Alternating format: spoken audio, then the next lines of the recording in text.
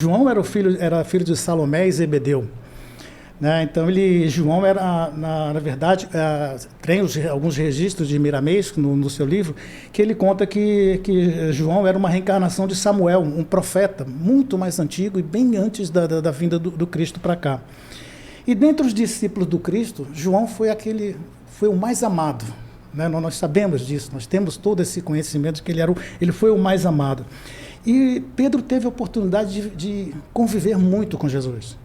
Então ele viu curas fantásticas, ele viu ensinamentos maravilhosos, e João esteve com Jesus nos momentos mais difíceis de Jesus, e também mais maravilhosos. Ele esteve junto com Cristo, lá no Getsemane, onde Jesus praticamente vertia lágrimas e chorava. E ele teve também no Monte Tabor, quando o Cristo ficou translúcido e encontrando... Enfim, foram várias curas. Então, ele sempre esteve muito próximo do Cristo. E João, então, quando ele subiu ao Calvário, no momento da crucificação do Cristo, o Cristo, então, deu a João a guarda da sua mãe. Né? Ele confiou a João a sua mãe. E João, então, acompanhou Maria até o seu desencarne. E depois do seu desencarne, então, João começou a ser como uma espécie de um andarilho. Ele andava pelas coisas, pregando, falando do Evangelho. E depois de um certo tempo, por ordem de Roma, e já do convertido de Damasco, né, Paulo de Tarso, ele foi condenado a ficar em exílio e preso na ilha de Patmos. Mas foi para a ilha de Patmos em função de um pedido de Paulo de Tarso, na época, que ele já era convertido, mas ele ainda tinha muita influência em Roma, apesar dele ficar preso e tudo.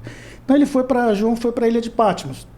E lá, então, ele começou a trabalhar, sendo como se fosse uma espécie de andarilho, né? E João foi obediente, não resistiu e ficou na ilha de Patmos, onde ele teve a oportunidade também de começar também a refletir um pouco mais. E Patmos era uma ilha muito pequena, não tinha nada, não tinha vegetação, não tinha rios, não tinha nada, era um lugar extremamente assim, estéril. Né? E quase todos os soldados que viviam ali na coisa não tinham muito o que fazer. E João também, como era uma pessoa muito comunicativa, ele falava do Evangelho, ele falava dos eventos de Cristo, e praticamente todos os soldados da ilha se converteram ao cristianismo em função de João. E era comum todos os soldados chamarem João de pai. Chamaram ele de Pai João, Pai João, Pai João. Então sempre ficou assim. E certa feita, também conta no livro de Miramês, que andando pela ilha, acompanhado de 2 soldados, que ele sempre andava acompanhado de 2 soldados ou mais. Ele tinha, às vezes, mais soldados que queriam ouvir as histórias de João. Estavam sendo vigiados, mas na verdade se beneficiando da companhia, né? Da companhia e dos ensinamentos que João trazia para eles.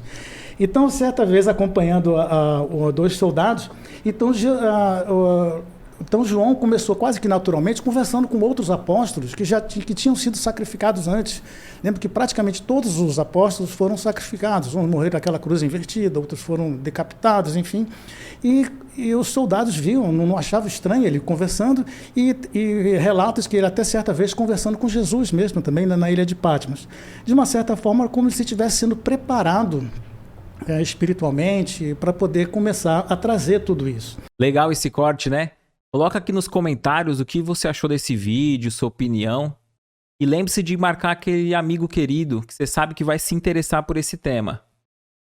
Para você acompanhar o episódio completo, é só pesquisar Recomeçar Podcast Espírita.